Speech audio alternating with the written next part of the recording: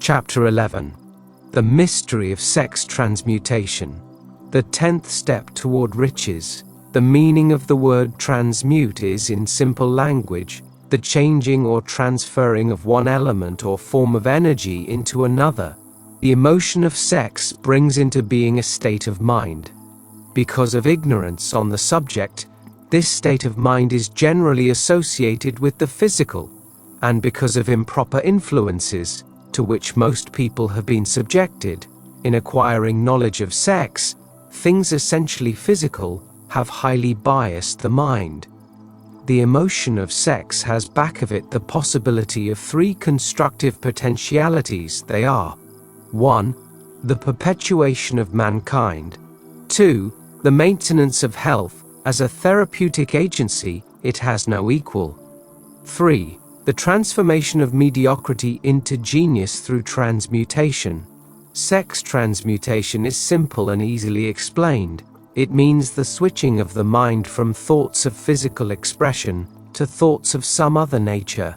Sex desire is the most powerful of human desires. When driven by this desire, men develop a keenness of imagination, courage, willpower, persistence, and creative ability unknown to them at other times. So strong and impelling is the desire for sexual contact that men freely run the risk of life and reputation to indulge it. When harnessed and redirected along other lines, this motivating force maintains all of its attributes of keenness of imagination, courage, etc., which may be used as powerful creative forces in literature, art, or in any other professional calling, including, of course, the accumulation of riches. The transmutation of sex energy calls for the exercise of willpower, to be sure, but the reward is worth the effort. The desire for sexual expression is inborn and natural. The desire cannot and should not be submerged or eliminated, but it should be given an outlet through forms of expression which enrich the body, mind, and spirit of man. If not given this form of outlet, through transmutation, it will seek outlets through purely physical channels. A river may be dammed and its water controlled for a time, but eventually it will force an outlet. The same is true of the emotion of sex. It may be submerged and controlled for a time, but its very nature causes it to be ever seeking means of expression. If it is not transmuted into some creative effort, it will find a less worthy outlet.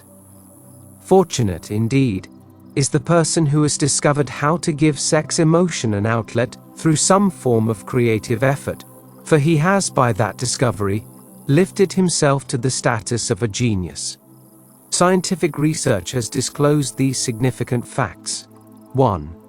The men of greatest achievement are men with highly developed sex natures, men who have learned the art of sex transmutation. 2. The men who have accumulated great fortunes and achieved outstanding recognition in literature, art, industry, architecture, and the professions were motivated by the influence of a woman.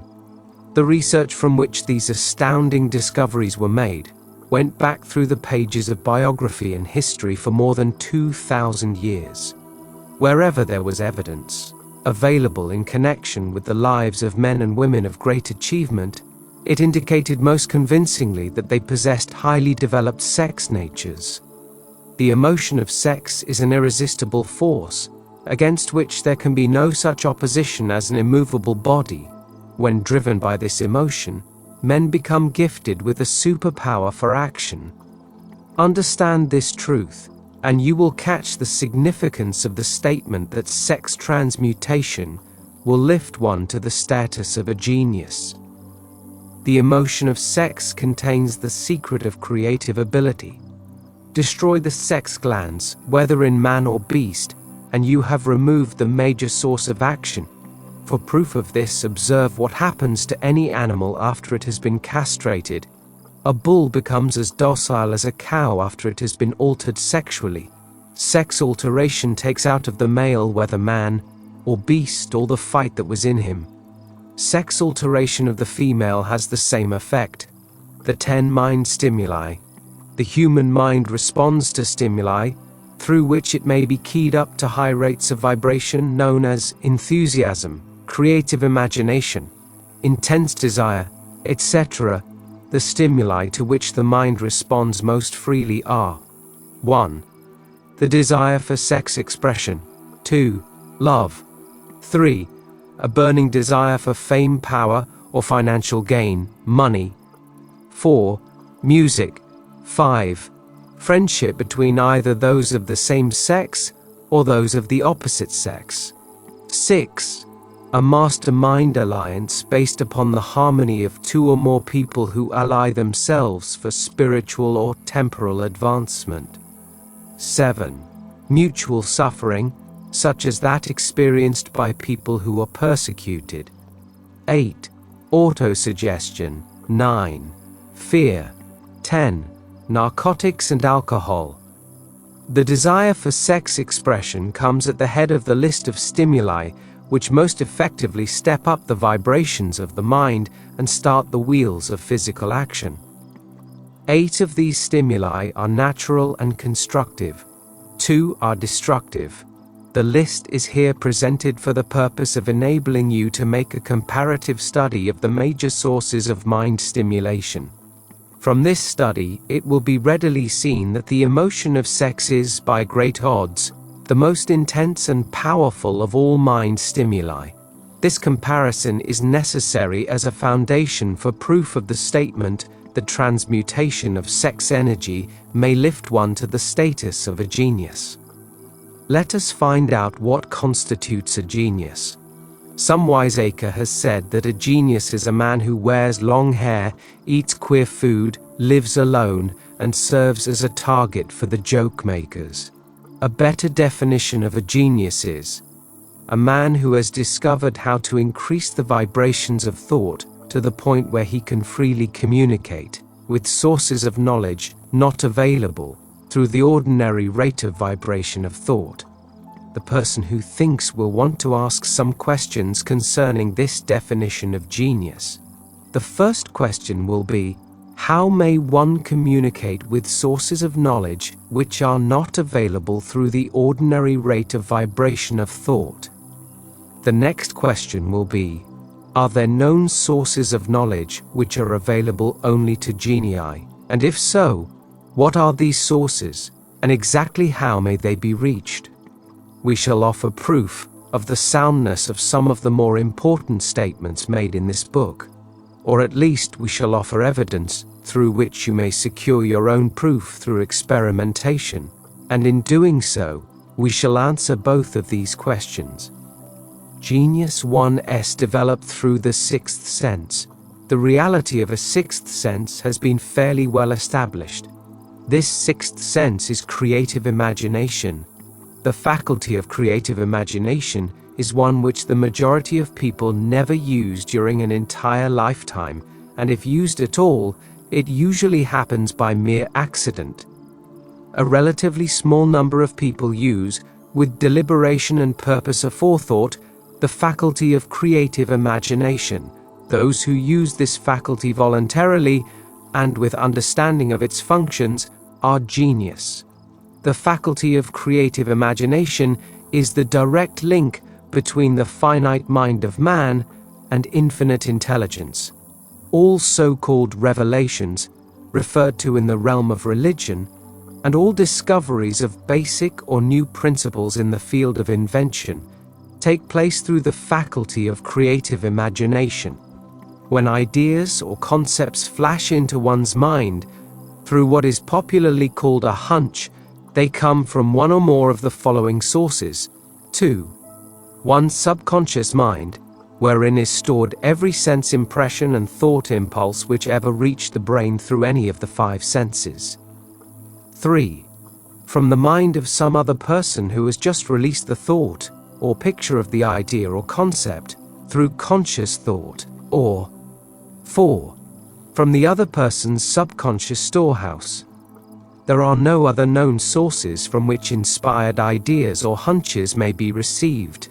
The creative imagination functions best when the mind is vibrating due to some form of mind stimulation at an exceedingly high rate. That is, when the mind is functioning at a rate of vibration higher than that of ordinary normal thought.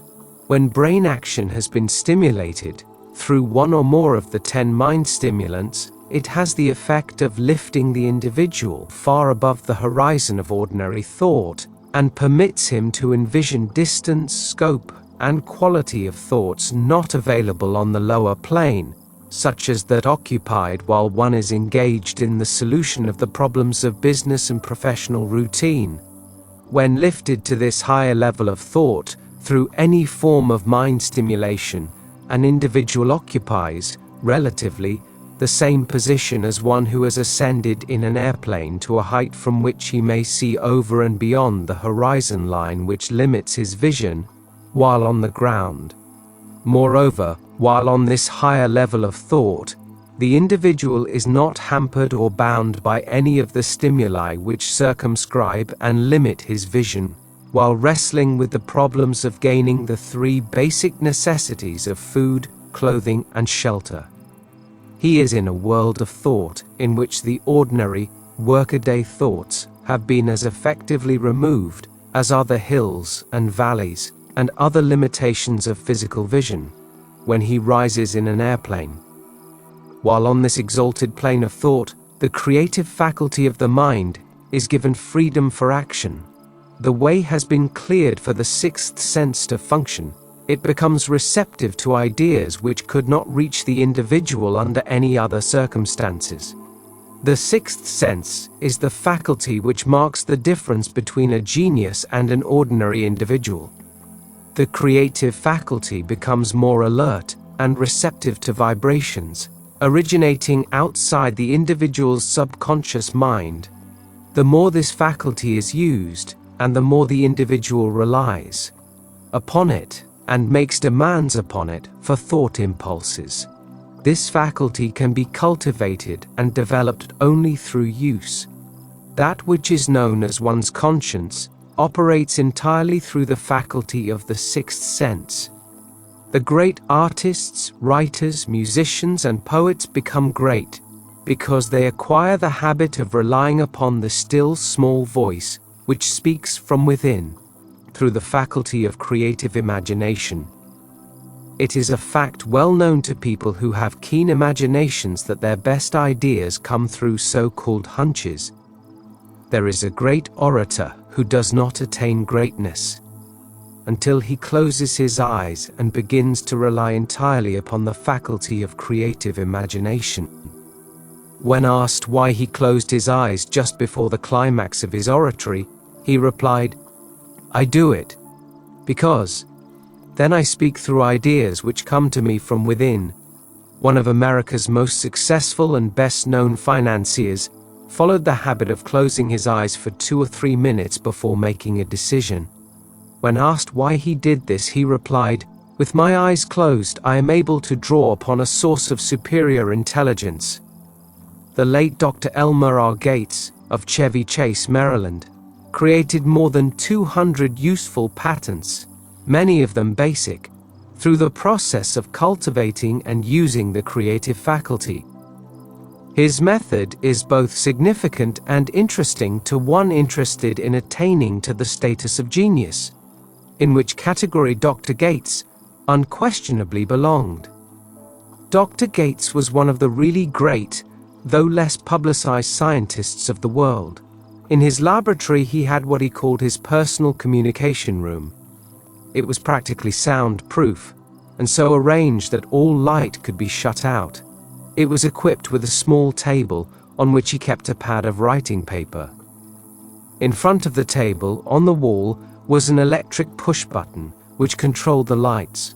When Dr. Gates desired to draw upon the forces available to him through his creative imagination, he would go into this room, seat himself at the table, shut off the lights, and concentrate upon the known factors of the invention on which he was working, remaining in that position until ideas began to flash into his mind in connection with the unknown factors of the invention. On one occasion, Ideas came through so fast that he was forced to write for almost 3 hours. When the thoughts stopped flowing, and he examined his notes, he found they contained a minute description of principles, which had not a parallel among the known data of the scientific world. Moreover, the answer to his problem was intelligently presented in those notes. In this manner, Dr. Gates completed over 200 patents, which had been begun, but not completed, by half-baked brains. Evidence of the truth of this statement is in the United States Patent Office. Dr. Gates earned his living by sitting for ideas for individuals and corporations. Some of the largest corporations in America paid him substantial fees by the hour for sitting for ideas. The reasoning faculty is often faulty because it is largely guided by one's accumulated experience. Not all knowledge, which one accumulates through experience, is accurate. Ideas received through the creative faculty are much more reliable, for the reason that they come from sources more reliable than any which are available to the reasoning faculty of the mind. The major difference between the genius and the ordinary crank inventor may be found in the fact that the genius works through his faculty of creative imagination, while the crank knows nothing of this faculty. The scientific inventor, such as Mr. Edison and Dr. Gates, makes use of both the synthetic and the creative faculties of imagination. For example, the scientific inventor, or genius, begins an invention by organizing and combining the known ideas or principles accumulated through experience, through the synthetic faculty, the reasoning faculty. If he finds this accumulated knowledge to be insufficient for the completion of his invention, he then draws upon the sources of knowledge available to him through his creative faculty. The method by which he does this varies with the individual, but this is the sum and substance of his procedure. 1. He stimulates his mind so that it vibrates on a higher than average plane, using one or more of the 10 mind stimulants or some other stimulant of his choice. 2. He concentrates upon the known factors, the finished part of his invention, and creates in his mind a perfect picture of unknown factors, the unfinished part of his invention. He holds this picture in mind until it has been taken over by the subconscious mind, then relaxes by clearing his mind of all thought, and waits for his answer to flash into his mind. Sometimes the results are both definite and immediate.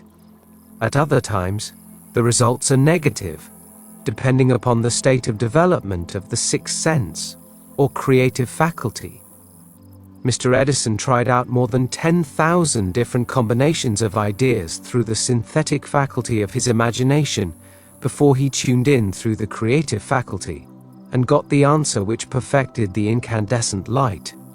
His experience was similar when he produced the talking machine. There is plenty of reliable evidence that the faculty of creative imagination exists. This evidence is available through accurate analysis of men who have become leaders in their respective callings without having had extensive education.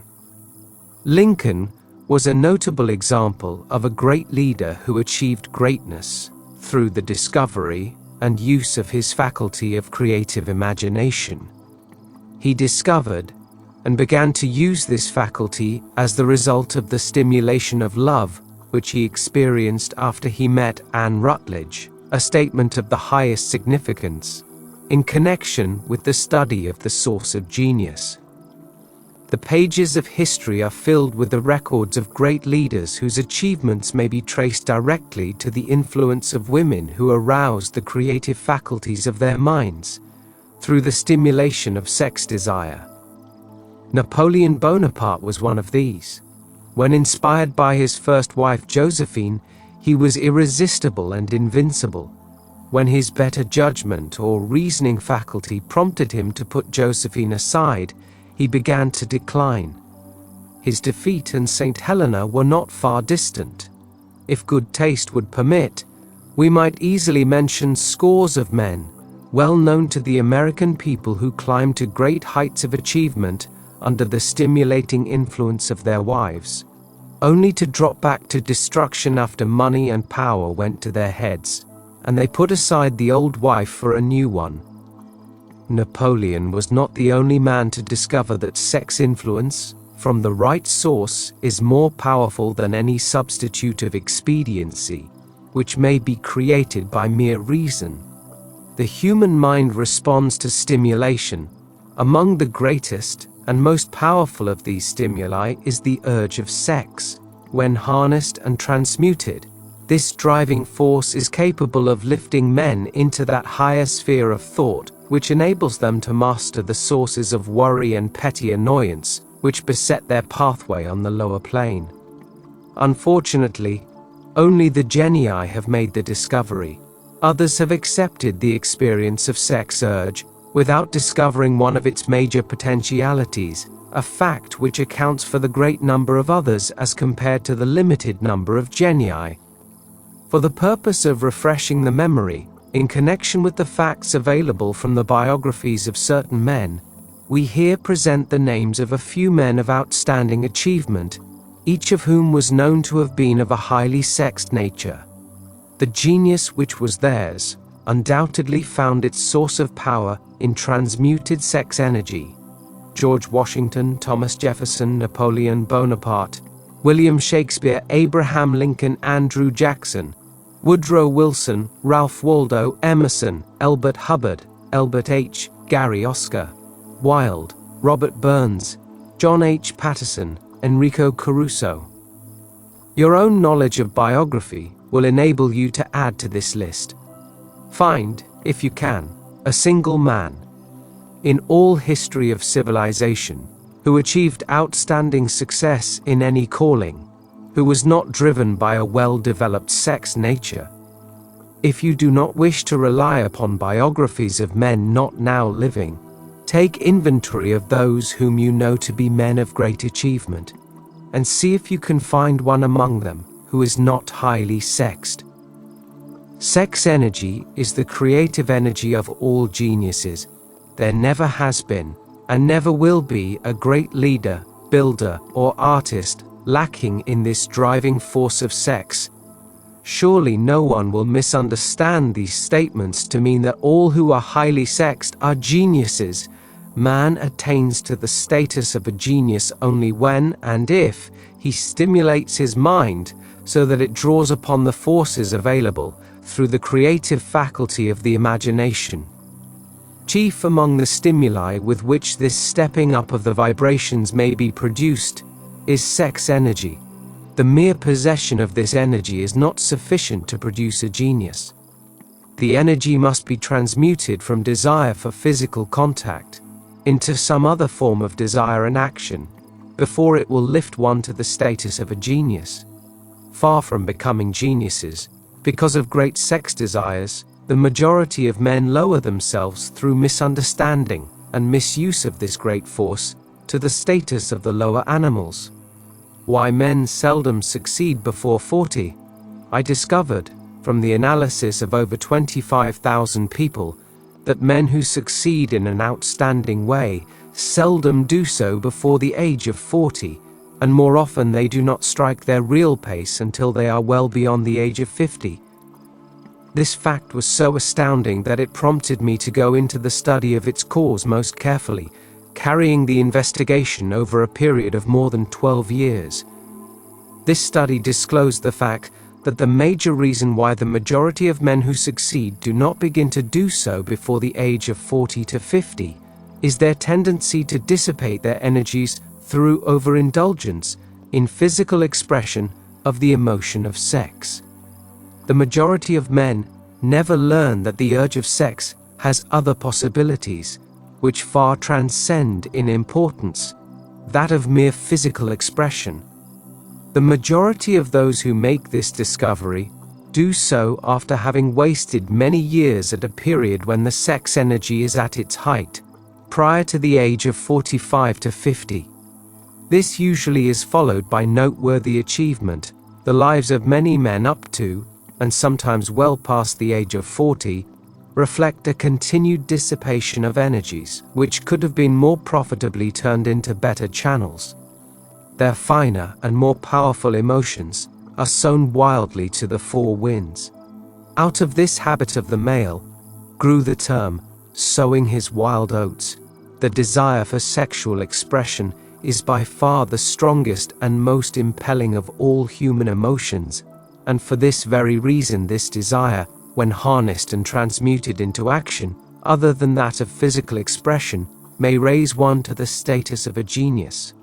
One of America's most able businessmen frankly admitted that his attractive secretary was responsible for most of the plans he created. He admitted that her presence lifted him to heights of creative imagination, such as he could experience under no other stimulus. One of the most successful men in America owes most of his success to the influence of a very charming young woman, who has served as his source of inspiration for more than 12 years. Everyone knows the man to whom this reference is made, but not everyone knows the real source of his achievements. History is not lacking in examples of men who attained to the status of genii as the result of the use of artificial mind stimulants in the form of alcohol and narcotics. Edgar Allan Poe wrote The Raven while under the influence of liquor, dreaming dreams that mortals never dared to dream before. James Whitcomb Riley did his best writing while under the influence of alcohol. Perhaps it was thus he saw the ordered intermingling of the real and the dream, the mill above the river, and the mist above the stream. Robert Burns wrote best when intoxicated. For Auld Lang Syne, my dear, we'll take a cup of kindness yet, for Auld Lang Syne. But let it be remembered that many such men have destroyed themselves in the end. Nature has prepared her own potions, with which men may safely stimulate their minds, so they vibrate on a plane that enables them to tune in to fine and rare thoughts which come from no man knows where. No satisfactory substitute for nature's stimulants has ever been found. It is a fact well known to psychologists that there is a very close relationship between sex desires and spiritual urges, a fact which accounts for the peculiar behavior of people who participate in the orgies known as religious revivals, common among the primitive types. The world is ruled, and the destiny of civilization is established, by human emotions. People are influenced in their actions, not by reason so much as by feelings. The creative faculty of the mind is set into action entirely by emotions, and not by cold reason. The most powerful of all human emotions is that of sex. There are other mind stimulants, some of which have been listed, but no one of them, nor all of them combined, can equal the driving power of sex. A mind stimulant is any influence which will either temporarily or permanently increase the vibrations of thought. The 10 major stimulants described are those most commonly resorted to. Through these sources, one may commune with infinite intelligence or enter at will the storehouse of the subconscious mind, either one's own or that of another person, a procedure which is all there is of genius. A teacher who has trained and directed the efforts of more than 30,000 salespeople made the astounding discovery that highly sexed men are the most efficient salesmen. The explanation is that the factor of personality known as personal magnetism is nothing more nor less than sex energy. Highly sexed people always have a plentiful supply of magnetism. Through cultivation and understanding, this vital force may be drawn upon and used to great advantage in the relationships between people. This energy may be communicated to others through the following media. 1. The handshake. The touch of the hand indicates instantly the presence of magnetism or the lack of it. 2. The tone of voice. Magnetism or sex energy is the factor with which the voice may be colored or made musical and charming. 3. Posture and carriage of the body. Highly sexed people move briskly and with grace and ease. 4. The vibrations of thought. Highly sexed people mix the emotion of sex with their thoughts, or may do so at will, and in that way may influence those around them. 5. Body adornment. People who are highly sexed are usually very careful about their personal appearance. They usually select clothing of a style to suit their personality, physique, complexion, etc. When employing salesmen, the more capable sales manager looks for the quality of personal magnetism as the first requirement of a salesman. People who lack sex energy will never become enthusiastic nor inspire others with enthusiasm. And enthusiasm is one of the most important requisites in salesmanship, no matter what one is selling. The public speaker, orator, preacher, lawyer, or salesman who is lacking in sex energy is a flop, as far as being able to influence others is concerned. Coupled with this is the fact that most people can be influenced only through an appeal to their emotions, and you will understand the importance of sex energy as a part of the salesman's native ability. Master salesmen attain the status of mastery in selling because they, either consciously or unconsciously, transmute the energy of sex into sales enthusiasm. In this statement may be found a very practical suggestion as to the actual meaning of sex transmutation. The salesman who knows how to take his mind off the subject of sex and direct it in sales effort with as much enthusiasm and determination as he would apply to its original purpose, has acquired the art of sex transmutation, whether he knows it or not. The majority of salesmen who transmute their sex energy do so without being in the least aware of what they are doing, or how they are doing it.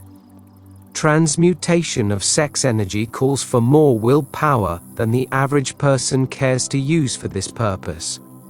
Those who find it difficult to summon willpower sufficient for transmutation may gradually acquire this ability. Though this requires willpower, the reward for the practice is more than worth the effort.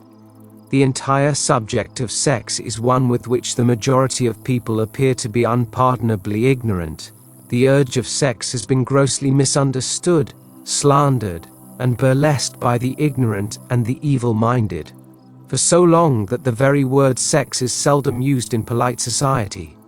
Men and women who are known to be blessed, yes, blessed, with highly sexed natures are usually looked upon as being people who will bear watching. Instead of being called blessed, they are usually called cursed. Millions of people, even in this age of enlightenment, have inferiority complexes which they developed because of this false belief that a highly sexed nature is a curse. These statements of the virtue of sex energy should not be construed as justification for the libertine. The emotion of sex is a virtue only when used intelligently and with discrimination. It may be misused, and often is, to such an extent that it debases, instead of enriches, both body and mind. The better use of this power is the burden of this chapter. It seemed quite significant to the author when he made the discovery that practically every great leader, whom he had the privilege of analyzing, was a man whose achievements were largely inspired by a woman. In many instances, the woman in the case was a modest, self-denying wife, of whom the public had heard but little or nothing. In a few instances, the source of inspiration has been traced to the other woman. Perhaps such cases may not be entirely unknown to you. Intemperance in sex habits is just as detrimental as intemperance in habits of drinking and eating. In this age in which we live, an age which began with the World War, intemperance in habits of sex is common. This orgy of indulgence may account for the shortage of great leaders. No man can avail himself of the forces of his creative imagination while dissipating them. Man is the only creature on earth which violates nature's purpose in this connection. Every other animal indulges its sex nature in moderation, and with purpose which harmonizes with the laws of nature. Every other animal responds to the call of sex only in season. Man's inclination is to declare open season. Every intelligent person knows that stimulation in excess, through alcoholic drink and narcotics, is a form of intemperance which destroys the vital organs of the body, including the brain. Not every person knows, however, that overindulgence in sex expression may become a habit as destructive and as detrimental to creative effort as narcotics or liquor. A sex madman is not essentially different from a dope madman. Both have lost control over their faculties of reason and willpower. Sexual overindulgence may not only destroy reason and willpower, but it may also lead to either temporary or permanent insanity. Many cases of hypochondria, imaginary illness, grow out of habits developed in ignorance of the true function of sex. From these brief references to the subject, it may be readily seen that ignorance on the subject of sex transmutation forces stupendous penalties upon the ignorant on the one hand, and withholds from them equally stupendous benefits on the other. Widespread ignorance on the subject of sex is due to the fact that the subject has been surrounded with mystery and obscured by dark silence. The conspiracy of mystery and silence has had the same effect upon the minds of young people that the psychology of prohibition had. The result has been increased curiosity and desire to acquire more knowledge on this verboten subject, and to the shame of all lawmakers and most physicians, by training best qualified to educate youth on that subject, information has not been easily available. Seldom does an individual enter upon highly creative effort in any field of endeavor before the age of 40. The average man reaches the period of his greatest capacity to create between 40 and 60. These statements are based upon analysis of thousands of men and women who have been carefully observed. They should be encouraging to those who fail to arrive before the age of 40, and to those who become frightened at the approach of old age, around the 40-year mark. The years between 40 and 50 are, as a rule, the most fruitful. Man should approach this age, not with fear and trembling, but with hope and eager anticipation. If you want evidence that most men do not begin to do their best work before the age of 40, study the records of the most successful men known to the American people, and you will find it. Henry Ford had not hit his pace of achievement until he had passed the age of 40. Andrew Carnegie was well past 40 before he began to reap the reward of his efforts. James J. Hill was still running a telegraph key at the age of 40. His stupendous achievements took place after that age. Biographies of American industrialists and financiers are filled with evidence that the period from 40 to 60 is the most productive age of man. Between the ages of 30 and 40, man begins to learn, if he ever learns, the art of sex transmutation. This discovery is generally accidental, and more often than otherwise the man who makes it is totally unconscious of his discovery. He may observe that his powers of achievement have increased around the age of 35 to 40, but in most cases, he is not familiar with the cause of this change, that nature begins to harmonize the emotions of love and sex in the individual between the ages of 30 and 40, so that he may draw upon these great forces and apply them jointly as stimuli to action. Sex, alone, is a mighty urge to action, but its forces are like a cyclone. They are often uncontrollable.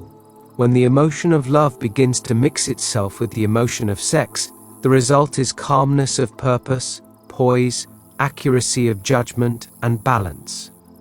What person who has attained the age of 40 is so unfortunate as to be unable to analyze these statements and to corroborate them by his own experience?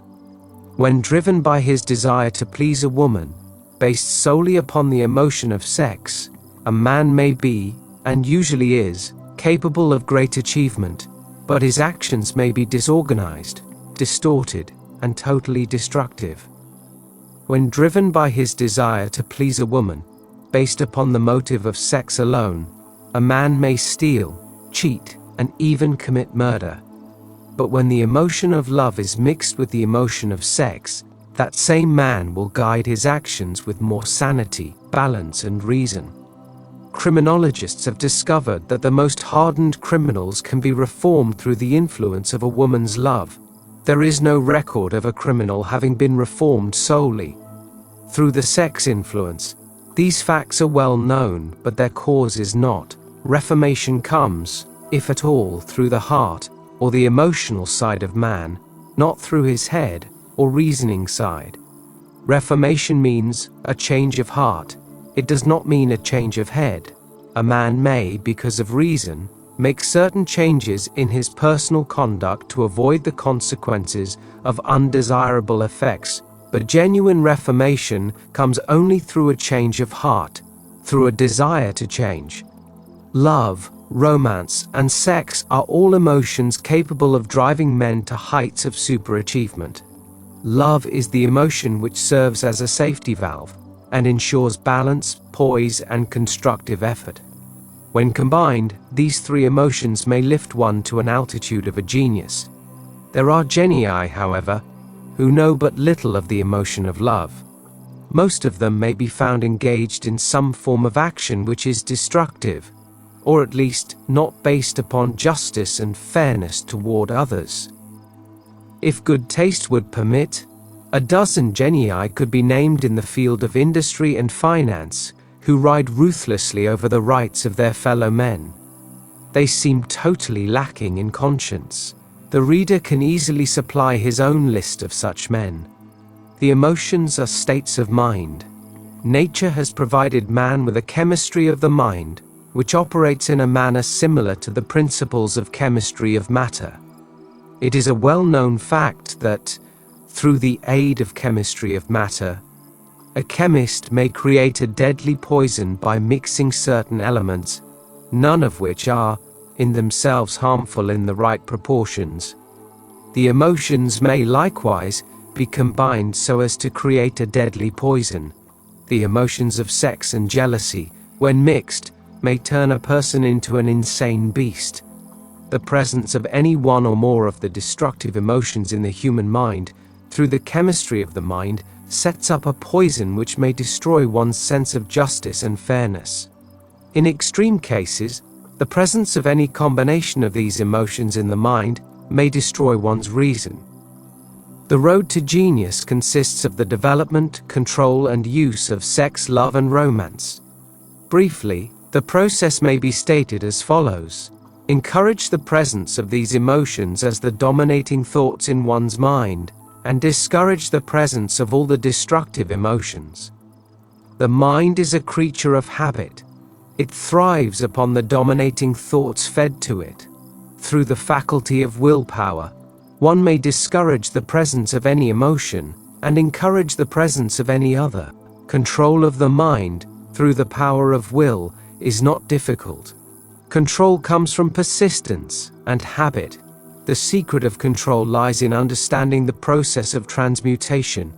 When any negative emotion presents itself in one's mind, it can be transmuted into a positive or constructive emotion by the simple procedure of changing one's thoughts. There is no other road to genius than through voluntary self-effort. A man may attain to great heights of financial or business achievement solely by the driving force of sex energy, but history is filled with evidence that he may, and usually does, carry with him certain traits of character which rob him of the ability to either hold or enjoy his fortune. This is worthy of analysis, thought, and meditation, for it states a truth, the knowledge of which may be helpful to women as well as men. Ignorance of this has cost thousands of people their privilege of happiness, even though they possessed riches. The emotions of love and sex leave their unmistakable marks upon the features. Moreover, these signs are so visible that all who wish may read them. The man who is driven by the storm of passion, based upon sex desires alone, plainly advertises that fact to the entire world. by the expression of his eyes and the lines of his face. The emotion of love, when mixed with the emotion of sex, softens, modifies, and beautifies the facial expression. No character analyst is needed to tell you this. You may observe it for yourself. The emotion of love brings out and develops the artistic and the aesthetic nature of man. It leaves its impression upon one's very soul, even after the fire has been subdued by time and circumstance. Memories of love never pass. They linger, guide, and influence long after the source of stimulation has faded. There is nothing new in this. Every person who has been moved by genuine love knows that it leaves enduring traces upon the human heart.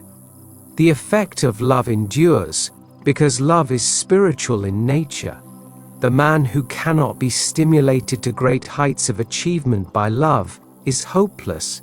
He is dead, though he may seem to live. Even the memories of love are sufficient to lift one to a higher plane of creative effort. The major force of love may spend itself and pass away, like a fire which has burned itself out, but it leaves behind indelible marks as evidence that it passed that way. Its departure often prepares the human heart for a still greater love. Go back into your yesterdays at times and bathe your mind in the beautiful memories of past love. It will soften the influence of the present worries and annoyances.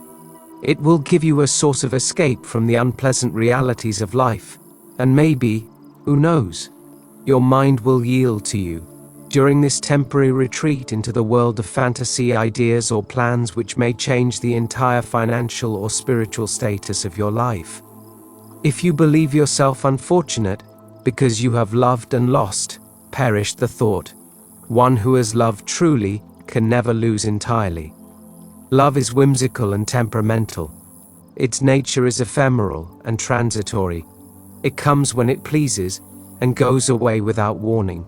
Accept and enjoy it while it remains, but spend no time worrying about its departure. Worry will never bring it back. Dismiss also the thought that love never comes but once.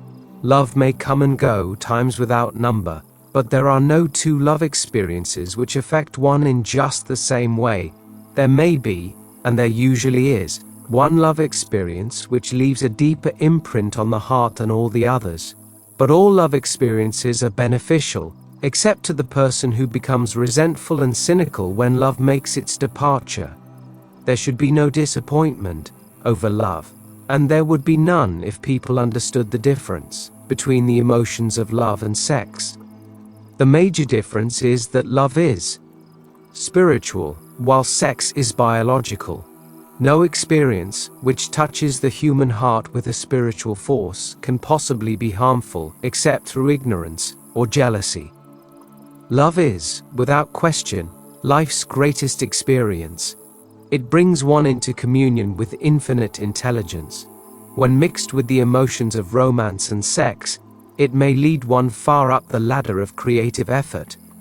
The emotions of love, sex, and romance are sides of the eternal triangle of achievement-building genius. Nature creates genie through no other force. Love is an emotion with many sides, shades, and colors. The love which one feels for parents or children is quite different from that which one feels for one's sweetheart. One is mixed with the emotion of sex, while the other is not. The love which one feels in true friendship is not the same as that felt for one's sweetheart, parents, or children, but it too is a form of love. Then, there is the emotion of love for things inanimate, such as the love of nature's handiwork. But the most intense and burning of all these various kinds of love is that experienced in the blending of the emotions of love and sex. Marriages, not blessed with the eternal affinity of love, properly balanced and proportioned with sex, cannot be happy ones, and seldom endure. Love alone will not bring happiness in marriage, nor will sex alone. When these two beautiful emotions are blended, marriage may bring about a state of mind closest to the spiritual that one may ever know on this earthly plane. When the emotion of romance is added to those of love and sex, the obstructions between the finite mind of man and infinite intelligence are removed. Then a genius has been born. What a different story this is than those usually associated with the emotion of sex. Here is an interpretation of the emotion which lifts it out of the commonplace and makes of it potter's clay in the hands of God, from which he fashions all that is beautiful and inspiring. It is an interpretation which would, when properly understood, bring harmony out of the chaos which exists in too many marriages.